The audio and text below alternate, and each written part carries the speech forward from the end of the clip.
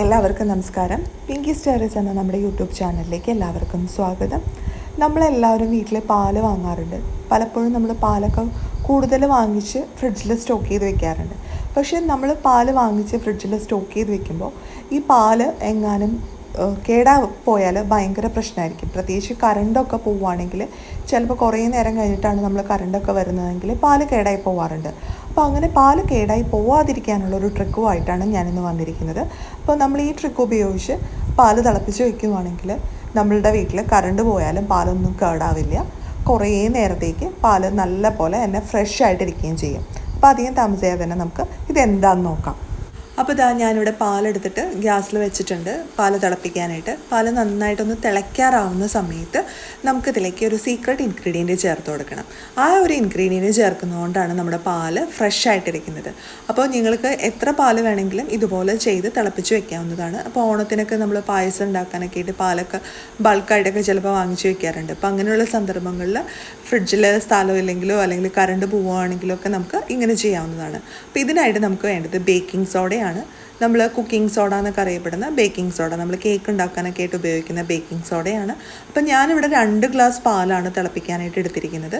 അപ്പോൾ അതുകൊണ്ട് തന്നെ ബേക്കിംഗ് സോഡ നമുക്കൊരു 1/4 ടീസ്പൂൺ മതിയാവുക. അപ്പം നമ്മൾ എത്ര പാലാണോ എടുക്കുന്നത് അതിനനുസരിച്ച് വേണം ബേക്കിംഗ് സോഡ എടുക്കാനായിട്ട്.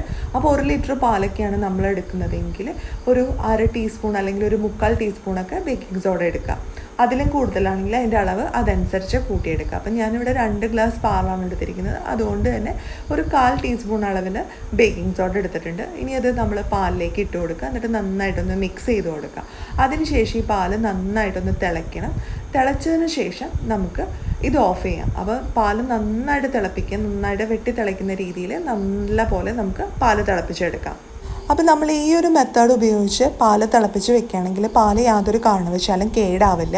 പിന്നെ നമുക്ക് ഇപ്പോൾ ബേക്കിംഗ് സോഡയൊന്നും നമ്മുടെ കയ്യിൽ ഇല്ല എന്നുണ്ടെങ്കിൽ നമുക്ക് കുറച്ച് സമയത്തേക്ക്, അതായത് ഒരു 5-8 മണിക്കൂറൊക്കെ പാല് കേടാവാതെ വെക്കാനായിട്ട് വേറൊരു ടെക്നിക്കും കൂടെ ചെയ്യാവുന്നതാണ്. അപ്പോൾ ഒരു പാക്കറ്റ് പാലാണ് എടുത്തിരിക്കുന്നതെങ്കിൽ അതിന് തുല്യ അളവിൽ തന്നെ വെള്ളവും കൂടെ ചേർത്ത് നമ്മൾ തിളപ്പിച്ച് വെക്കുകയാണെങ്കിൽ പാല് കേടാവാതിരിക്കും.